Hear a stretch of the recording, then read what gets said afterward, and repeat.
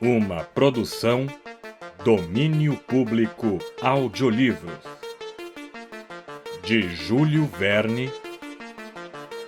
20.000 Léguas Submarinas, Parte 3. Narração Jaime Maciel. Antes de começar o vídeo, curta, compartilhe e caso ainda não seja inscrito no canal, clique no botão Inscreva-se. Aproveite o audiolivro. Capítulo 6. A todo vapor. Ao ouvir esse grito, toda a tripulação precipitou-se para o arpoador. Comandante, oficiais, mestres, marujos, grumetes, até os maquinistas que abandonaram seus motores, até os caldeireiros que abandonaram suas fornalhas. A ordem de parar as máquinas fora dada e a fragata avançava apenas por inércia. A escuridão era tão profunda que, por mais aguçados que fossem os olhos do canadense, eu me perguntava como ele vira o que pudera ver. Meu coração batia feito um tambor. Mas Ned Land não se enganara, e todos nós percebemos o objeto que ele apontava com a mão. A 400 metros da Abraham Lincoln e de sua alheta de estibordo, o mar parecia estar iluminado por baixo. Não era em absoluto um simples fenômeno de fosforescência, e não havia como equivocar-se. O monstro, submerso a algumas toesas da superfície das águas, projetava o brilho ofuscante e inexplicável mencionado nos relatos de vários capitães. A magnífica irradiação, de certo, era produzida por um agente luminoso de grande potência. O ralo de luz descrevia sobre o mar um arco amplo e retesado, do qual, no centro, condensava-se um foco ardente, cujo insustentável brilho apagava-se por gradações sucessivas. É apenas um aglomerado de moléculas fosforescentes! Exclamou um dos oficiais. Não, cavalheiro, repliquei com convicção. As fóladas e salpas jamais produziriam luz tão poderosa. Esse brilho é de natureza essencialmente elétrica. Aliás, veja! Está se deslocando. Move-se para frente e para trás. Vem em nossa direção. Um grito generalizado ergueu-se da fragata. Silêncio! Ordenou o comandante Farragut. Timão a barlavento! Reverter as máquinas!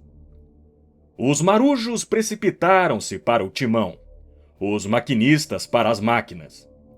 O vapor foi imediatamente revertido, e a Abraham Lincoln, dando uma guinada a bombordo, descreveu um semicírculo.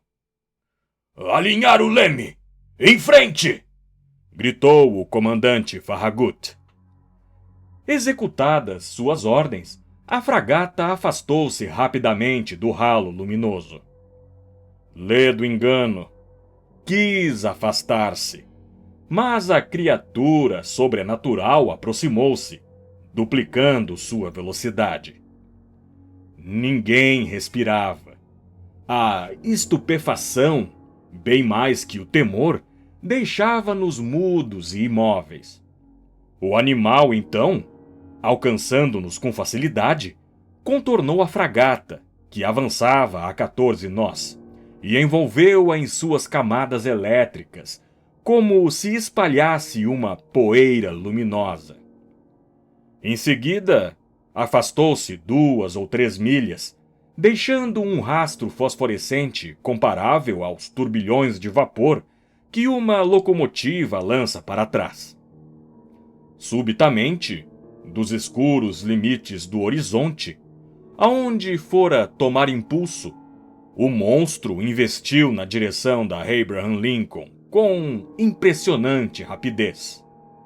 Parou bruscamente a 7 metros de seus verdugos e se apagou, sem arremeter sob as águas, uma vez que seu brilho não sofrera nenhuma degradação, mas instantaneamente, como se a fonte de seu eflúvio cintilante houvesse se exaurido num piscar de olhos. Em seguida, reapareceu do outro lado da fragata, seja porque a houvesse contornado, seja porque houvesse se esgueirado sob seu casco. Uma colisão era iminente, o que nos teria sido fatal. Por outro lado, eu não compreendia as manobras da fragata. Ela fugia, não atacava. Era perseguida quando deveria perseguir. E chamei a atenção do comandante Farragut para o fato. Seu semblante, via de regra tão impassível, denotava um espanto indefinível. Senhor Aronnax, ele me respondeu. Não sei que mirabolante criatura tenho pela frente, e não quero arriscar imprudentemente minha fragata nessa escuridão. Aliás, como atacar o desconhecido? Como defender-se dele? Aguardemos o raiar do dia e os papéis se inverterão. Não alimenta mais nenhuma dúvida, comandante, acerca da natureza do animal? Não, senhor. É evidentemente não só um narval gigantesco, como um narval elétrico. Talvez, acrescentei, não devamos nos aproximar dele mais do que de um peixe elétrico ou uma raia. Tem razão, respondeu o comandante. E caso ele possua uma força mortífera em seu bojo, é certamente o mais terrível animal jamais saído da mão do Criador. Eis porque, cavalheiro, prefiro cautela. A tripulação não saiu do convés durante a noite. Ninguém pensou em dormir. Sem poder competir em velocidade, a Abraham Lincoln moderara o ritmo e mantinha-se à espera. O narval, por sua vez, imitando a fragata, deixava-se embalar ao sabor das ondas, parecendo decidido a não abandonar o palco da luta. Por volta da meia-noite ele desapareceu, ou, para empregar uma expressão mais apropriada, apagou-se, como um grande vagalume. Fugira? Eu não sabia se isso era bom ou ruim. Faltando 7 minutos para 1h da manhã, porém, ouvimos um silvo ensurdecedor, semelhante ao produzido por uma coluna d'água expelida com fúria. O comandante Farragut, Ned Land e eu estávamos no tombadilho, perscrutando avidamente as trevas profundas. Ned Land, perguntou o comandante. Já ouviu baleias rugirem? Muitas vezes, senhor. Mas nunca baleias desse tipo cuja descoberta me rendeu $2.000. De fato, o senhor faz jus à recompensa. Mas diga-me, esse barulho não é o que os cetáceos fazem quando ejetam água pelas narinas? O barulho é o mesmo, senhor. Mas este é incomparavelmente mais alto.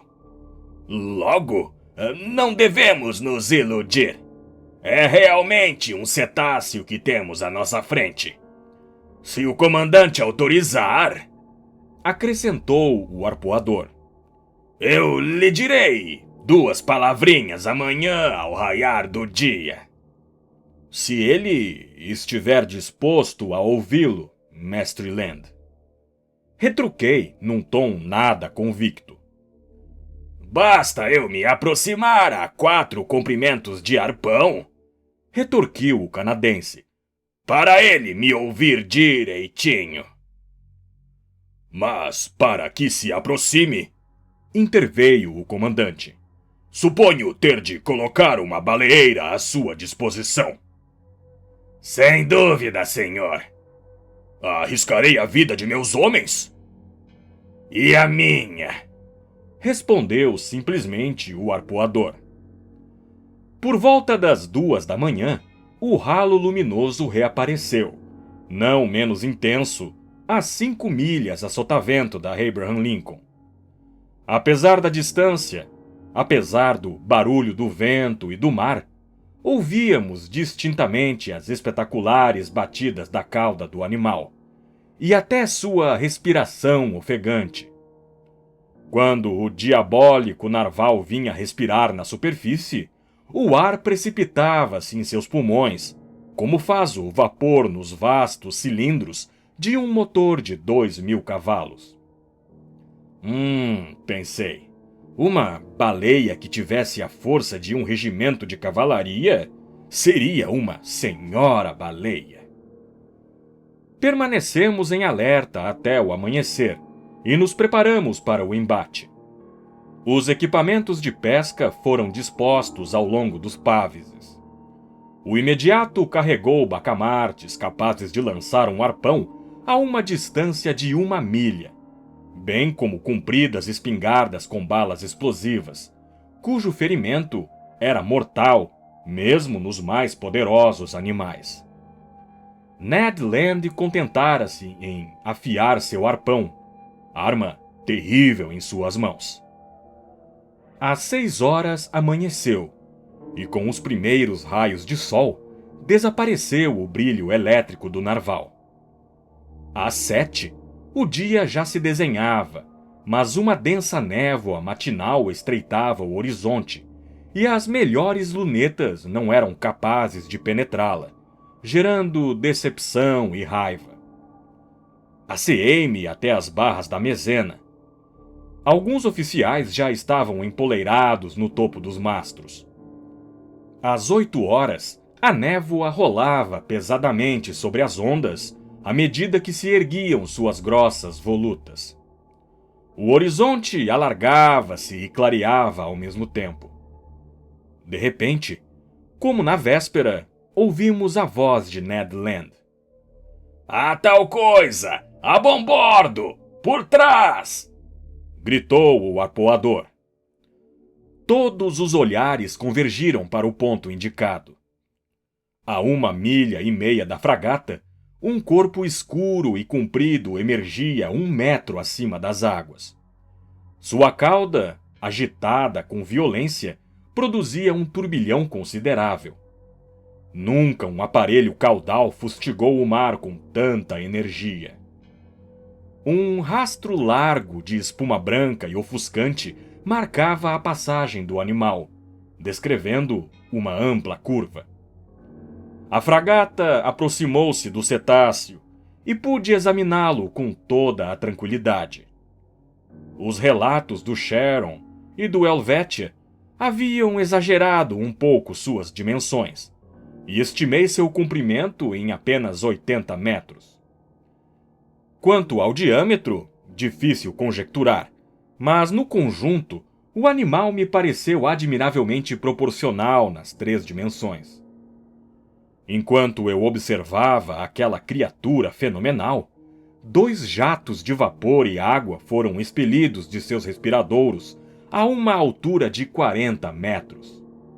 Isso me revelou seu modo de respiração e me fez concluir definitivamente que pertencia ao ramo dos vertebrados, classe dos mamíferos, subclasse dos eutérios, grupo dos pisciformes, ordem dos cetáceos, família. Quanto a esse ponto, ainda não podia me pronunciar. A ordem dos cetáceos compreende 3 famílias: as baleias, os cachalotes e os delfins. E é nessa última que são classificados os narvais. Cada uma dessas famílias divide-se em diversos gêneros, cada gênero em espécies, cada espécie em variedades. Variedade, espécie, gênero e família ainda me faltavam, mas eu não duvidava que completaria minha classificação com a ajuda dos céus e do comandante Farragut. A tripulação aguardava impaciente as ordens de seu chefe. Este, Após observar atentamente o animal, mandou chamar o maquinista, que veio correndo. Por acaso tem pressão? Indagou o comandante. Sim, senhor, respondeu o maquinista. Ótimo! Aumente o fogo e a todo vapor! 3 urras acolheram essa ordem. Soara a hora da luta. Alguns instantes depois, as 2 chaminés da fragata vomitavam torrentes de fumaça preta, e o convés estremecia devido à trepidação das caldeiras. A Abraham Lincoln, propelida por sua poderosa hélice, arremeteu frontalmente contra o animal. Indiferente, este permitiu que ela se aproximasse até 100 metros. Em seguida, ao invés de mergulhar, fez um arremedo de fuga e contentou-se em manter distância. Sem que a fragata ganhasse 2 toesas sobre o cetáceo, a perseguição estendeu-se por cerca de 45 minutos, tornando-se então evidente que, naquele ritmo, jamais o alcançaríamos. O comandante Farragut retorcia raivosamente o espesso tufo de pelos que proliferava sob seu queixo. Ned Land! Gritou. O canadense apresentou-se. Pois bem, mestre Land, perguntou o comandante. Ainda me aconselha a lançar escaleres ao mar? Não, senhor, respondeu Ned. Pois esse animal só se deixará apanhar se lhe der na veneta. Então, o que fazer? Faça o que puder para aumentar a pressão, senhor. Quanto a mim, com sua autorização, bem entendido, estarei no cabresto dos gurupés, e se chegarmos ao alcance do arpão, arpou-o. Vá, Ned, respondeu o comandante Farragut. Maquinista, aumente a pressão! Gritou ele. Ned Land dirigiu-se a seu posto. Com as máquinas a toda potência, a hélice alcançou 43 rotações por minuto, e o vapor zuniu pelas válvulas. Lançada a barquilha, constatou-se que a Abraham Lincoln avançava à razão de 18 milhas e 5 décimos por hora. Mas o maldito animal também progredia a 18 milhas e 5 décimos por hora. Durante 1 hora ainda, a fragata manteve-se a essa velocidade, sem ganhar uma toesa, o que era humilhante para um dos mais velozes modelos da Marinha Americana. Uma raiva surda percorria a tripulação. Os marujos xingavam o monstro, que, por sinal, desdenhava responder-lhes. O comandante Farragut não se contentava mais em retorcer seu cavanhaque. Mordia-o. O maquinista foi novamente chamado. Forçou a pressão? Perguntou-lhe o comandante. Sim, senhor, respondeu o maquinista. As válvulas estão carregadas? A 6 atmosferas e meia. Carregue-as a 10 atmosferas. Uma ordem tipicamente americana, caso isso existisse. Não teriam feito melhor no Mississippi para deixar uma concorrência para trás. Conselho, alertei o meu honesto criado que se encontrava ao meu lado. Sabe que provavelmente explodiremos? O patrão é quem manda, foi sua resposta. Pois bem, confesso que estava disposto a correr o risco. As válvulas foram carregadas e o carvão tragado pelos fornos. Os ventiladores sopravam torrentes de ar sobre os braseiros. A velocidade da Abraham Lincoln aumentou, fazendo seus mastros tremerem até a raiz. As colunas de fumaça mal conseguiam abrir caminho pelas chaminés, demasiado estreitas. A barquilha foi lançada pela segunda vez. Como estamos, timoneiro? Perguntou o comandante Farragut. 19 milhas e 3/10, senhor. Mais pressão! O maquinista obedeceu e o manômetro marcou 10 atmosferas. Mas o cetáceo esquentou também, pois, imperturbável, alcançou as 19 milhas e 3/10. Que perseguição!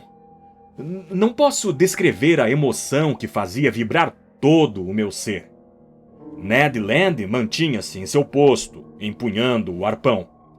Em diversas ocasiões o monstro permitiu a aproximação. Mais perto! Mais perto! Gritava o canadense. Porém, quando se preparava para atacar, o cetáceo escapava a uma velocidade que não posso estimar em menos de 30 milhas por hora. E como se isso não bastasse, durante nosso pico de velocidade, ele ainda se deu ao luxo de zombar da fragata, contornando-a.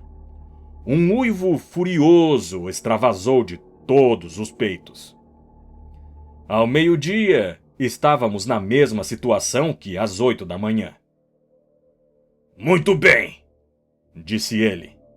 O animal é mais veloz que a Abraham Lincoln, pois vamos ver se consegue escapar de seus projéteis cônicos. Contramestre! Artilheiros no canhão da proa!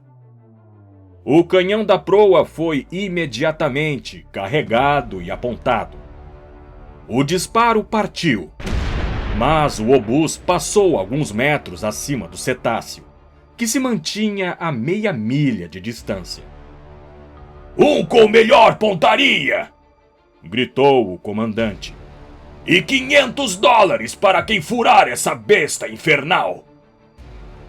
Um velho canhoneiro de barba grisalha, ainda posso ver, olhar sereno, expressão de frieza, aproximou-se de sua peça, posicionou-a e mirou demoradamente. Uma forte detonação explodiu, a qual se misturaram os urras da tripulação. Um projétil atingiu o alvo, acertou no animal, mas de maneira inusitada, pois, resvalando em sua superfície abauluada, foi perder-se a 2 milhas no mar. E essa agora? Vociferou o velho canhoneiro. O sacripanta é blindado com placas de 2 metros! Maldição! Exclamou o comandante Farragut. A caçada recomeçou, e Farragut, acercando-se de mim, confidenciou. Perseguirei o animal até minha fragata explodir. Sim, respondi, e vencerá. Era de se esperar que o animal se exaurisse, que não fosse indiferente à fadiga, como um motor a vapor, mas não foi o que aconteceu. As horas se passavam sem que se desse sinal de esgotamento. Ainda assim, cumpre dizer em favor da Abraham Lincoln, ela lutou com incansável tenacidade. Não estimo em menos de 500 quilômetros a distância percorrida durante aquela fatídica jornada de 6 de novembro.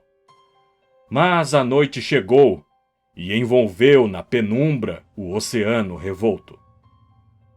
Naquele instante, julguei que nossa expedição terminara e que nunca mais voltaríamos a nos deparar com um fantástico animal. Eu me enganava. Às 10h50 da noite, a emanação elétrica ressurgiu, a 3 milhas a sotavento da fragata, tão clara e intensa como na véspera. O narval parecia imóvel. Dormiria, vencido pelo cansaço, embalado pelas marés? O comandante Farragut resolveu aproveitar a oportunidade e deu ordens para que a Abraham Lincoln avançasse prudentemente, a fim de não acordar o adversário. Não é raro encontrar em pleno oceano baleias profundamente adormecidas, que então são atacadas com sucesso. E Ned Land arpoara mais de uma durante o sono. O canadense voltou a ocupar seu posto no cabresto dos gurupés. A fragata aproximou-se sorrateiramente e parou a 400 metros do animal, passando a avançar impulsionada unicamente pelas marés. Ninguém respirava a bordo. Um silêncio profundo reinava na coberta. Estávamos a menos de 30 metros do foco luminoso, cujo brilho intensificava-se e ofuscava nossos olhos. Debruçado no verdugo do castelo de proa, eu via abaixo de mim Ned Land, com uma das mãos agarrada no cabresto da bujarrona e com outra brandindo seu terrível arpão. Apenas 6 metros separavam-no do animal imóvel. De repente, seu braço distendeu-se como um arco e o arpão foi lançado. Ouvi o impacto sonoro da arma, que pareceu haver golpeado um corpo rijo. O clarão elétrico apagou-se subitamente e 2 enormes trombas d'água abateram-se sobre o convés da fragata, correndo de proa a popa feito uma torrente, derrubando homens, rompendo as trincas dos beques. Um choque terrível se produziu e, lançado por cima do verdugo, sem ter tempo de me agarrar, fui atirado ao mar. Capítulo 7. Uma baleia de espécie desconhecida. Embora surpreendido pela queda inesperada, nem por isso deixei de guardar uma lembrança muito clara de minhas sensações. Fui logo arrastado a uma profundidade de aproximadamente 6 metros. Sem pretender equiparar-me a Byron e Poe, que são mestres, sou bom nadador, e o mergulho não me assustou. 2 vigorosos impulsos com o calcanhar trouxeram-me de volta à superfície. Minha primeira reação foi procurar a fragata com os olhos. A tripulação teria se dado conta de meu desaparecimento? A Abraham Lincoln alteraria seu curso? O comandante Farragut lançaria um escaleiro ao mar? Eu poderia alimentar a esperança de ser salvo? As trevas eram profundas. Percebi a leste um vulto escuro desaparecendo, cujos sinalizadores apagaram-se com a distância. Era a fragata. Julguei-me perdido. Socorro! Socorro! Eu gritava, nadando na direção da Abraham Lincoln e balançando um braço desesperadamente. A água colara as roupas no meu corpo e elas viraram um estorvo, engessando meus movimentos. Eu afundava. Não respirava. Socorro! Foi o último grito que lancei. Minha boca encheu-se de água e comecei a me debater, arrastado para o abismo. Subitamente, uma mão vigorosa agarrou minhas roupas. Senti-me violentamente reconduzido à tona. E ouvi, sim, ouvi estas palavras pronunciadas ao meu ouvido. Se o patrão fizer a extrema gentileza de apoiar-se no meu ombro, o patrão nadará bem mais à vontade. Você? Eu disse. Você? Eu mesmo, respondeu o conselho. E as ordens do patrão? Foi atirado ao mar junto comigo? De forma alguma. Mas estando a seu serviço, segui o patrão. O valoroso rapaz achava isso absolutamente normal.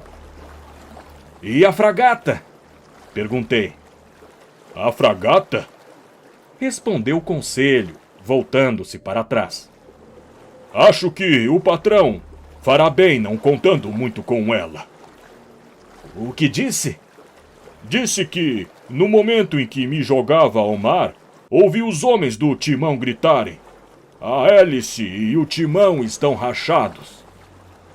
Rachados? Sim, rachados pelo dente do monstro. Penso ter sido a única avaria sofrida pela Abraham Lincoln. Porém, circunstância adversa para nós. Ela está ingovernável. Então estamos perdidos. Talvez, respondeu tranquilamente Conselho. Por outro lado, ainda temos algumas horas à nossa frente. E em algumas horas fazemos muita coisa. O imperturbável sangue frio de Conselho injetou-me ânimo. Nadei mais vigorosamente, porém atrapalhado pelas roupas que me comprimiam como uma placa de chumbo. Tive extrema dificuldade para me manter à tona. Conselho se apercebeu disso. Que o patrão me permita fazer-lhe uma incisão, disse ele.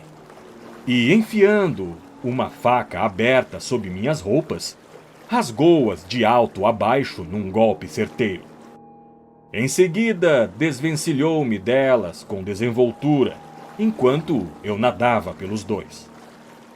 Foi a minha vez de prestar o mesmo favor a Conselho, e continuamos a navegar, um próximo ao outro. Nem por isso a situação era menos terrível. Talvez nosso desaparecimento não houvesse sido notado, e ainda que não tivesse passado em branco, a fragata, desfalcada do leme, achava-se impossibilitada de fazer meia volta. Logo, nossa única esperança eram os escaleres. Conselho raciocinou friamente em cima dessa hipótese e fez seu plano de modo condizente. Espantosa natureza. O flegmático rapaz parecia sentir-se em casa.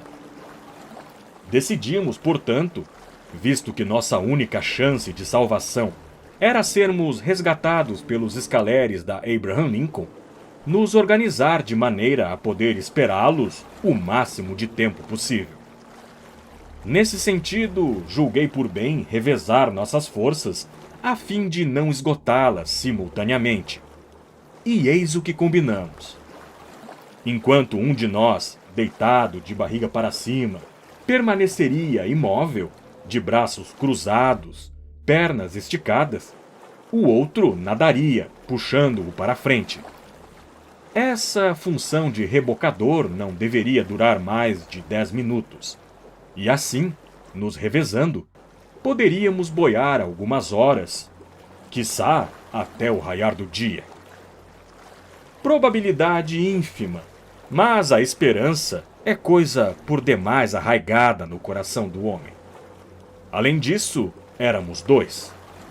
Enfim, afirmo, embora pareça improvável, que se tentasse destruir em mim toda a ilusão, se quisesse me desesperar, eu não o conseguiria. A colisão entre a fragata e o cetáceo dera-se em torno das 11 horas da noite. Eu calculava mais 8 horas de nado até o nascer do sol. Operação perfeitamente exequível, revezando-nos. O mar brando pouco nos cansava. Às vezes eu me aventurava a perscrutar as trevas espessas, rompidas unicamente pela fosforescência, provocada por nossos movimentos. Observava as ondas luminosas desfazendo-se na minha mão, com seu tapete reluzente, entremeado de placas lívidas. A sensação era de estarmos imergidos num banho de mercúrio. Em torno de 1 hora da manhã, minhas forças chegaram ao fim, e a dormência alastrou-se pelos meus membros, fisgados por violentas cãibras. Conselho foi obrigado a me amparar, e a responsabilidade por nossa flutuação repousou exclusivamente em seus ombros. Logo ouvi o pobre rapaz ofegar e sua respiração vacilar. Percebi que não aguentaria por muito tempo. Solte-me! Solte-me, ordenei. Abandonar o patrão? Jamais! Espero, inclusive, afogar-me antes dele. Foi a resposta que obtive. Nesse momento, a lua apareceu através das franjas de uma grande nuvem que o vento arrastava para leste. A superfície do mar cintilou sob seus raios. Luar benfazejo que revigorou nossas forças. Minha cabeça aprumou-se. Meu olhar varreu o horizonte. Avistei a fragata.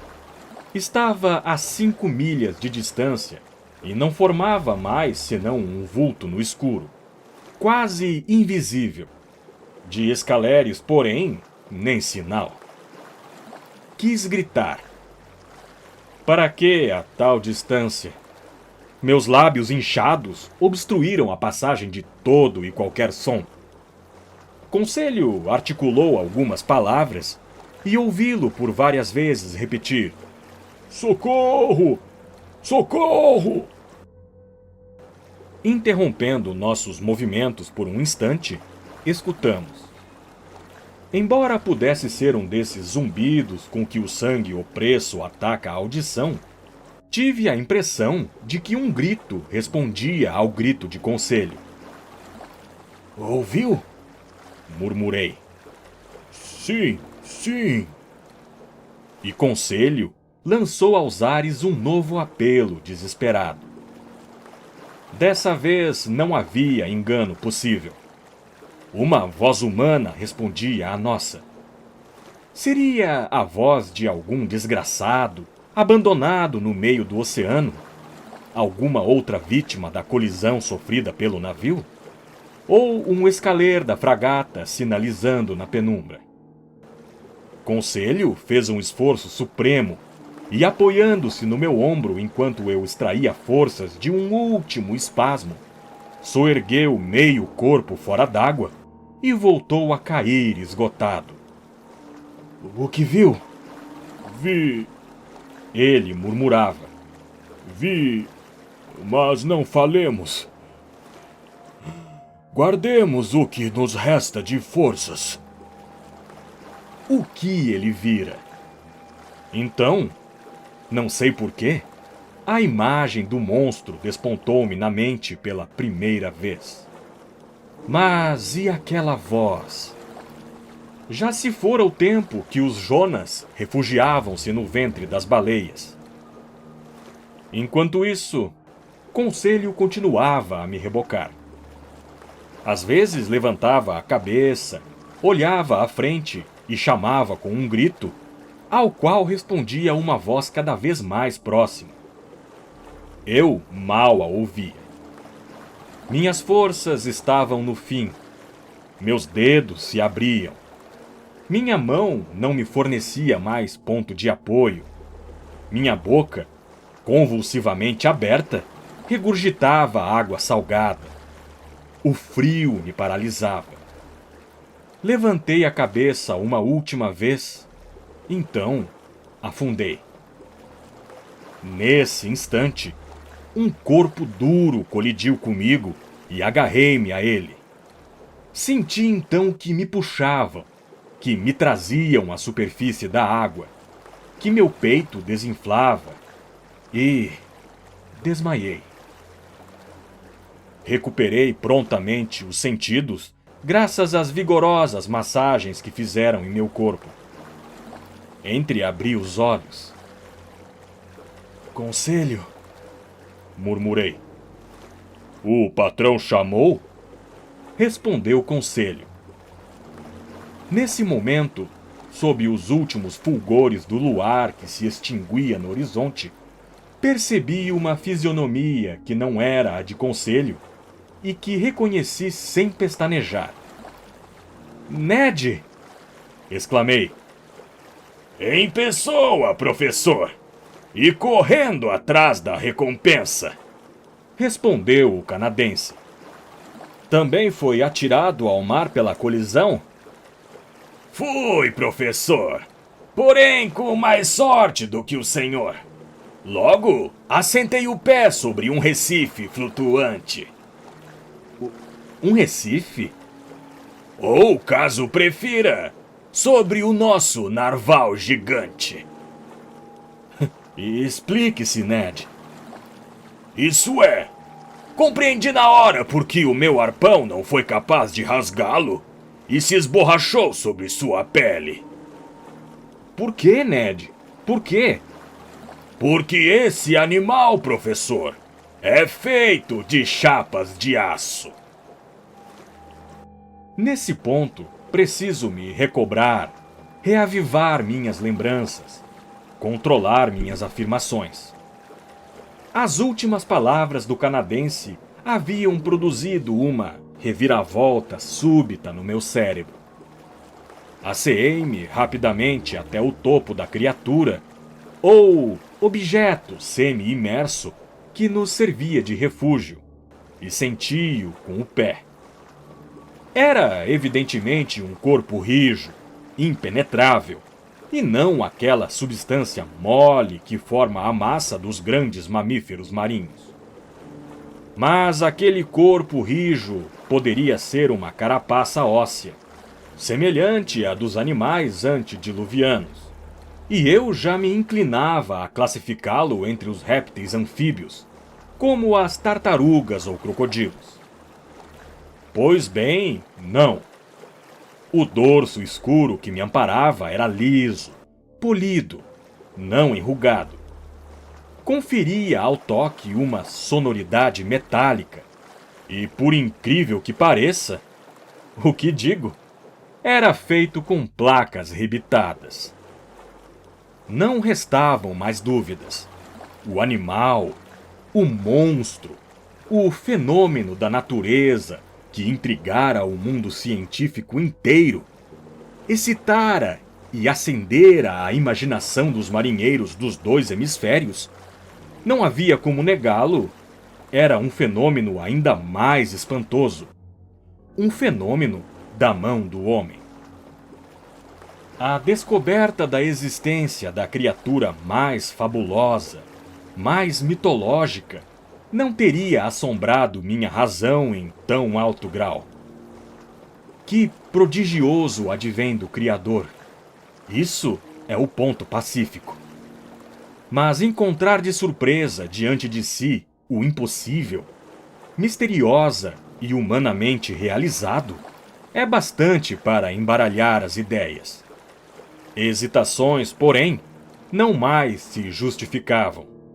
Estávamos deitados sobre o dorso de uma espécie de embarcação submarina, que apresentava, na medida em que me era possível julgar, a forma de um imenso peixe de aço. A opinião de Ned Land estava formada quanto a esse ponto. Só nos restava, a Conselho e a mim, assentir. Mas então, raciocinei. Haveria no bojo de tal aparelho um mecanismo de locomoção e uma tripulação para manobrá-lo? É o que tudo indica. Embora faça 3 horas que habito essa ilha flutuante e ela não tenha dado sinal de vida. Respondeu o arpoador. Ela não avançou? Não, professor Aronnax. Deixa-se embalar pelas ondas, mas mexer não se mexe. Em todo caso, sabemos que é capaz de alcançar grandes velocidades. Logo daí concluo, visto ser necessário um motor a produzir tal velocidade e um maquinista a operá-lo, que estamos salvos.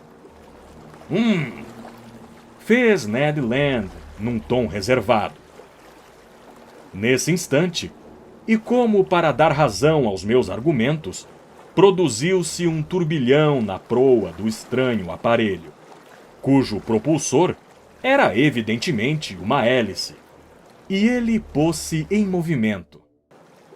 Só tivemos tempo de nos agarrar à sua plataforma, que emergia uns 80 centímetros. Por sorte, sua velocidade não era excessiva. Você está escutando o livro 20.000 Léguas Submarinas, uma produção do canal Domínio Público Audiolivros. Se inscreva no canal, curta, compartilhe. Nos vemos no próximo vídeo.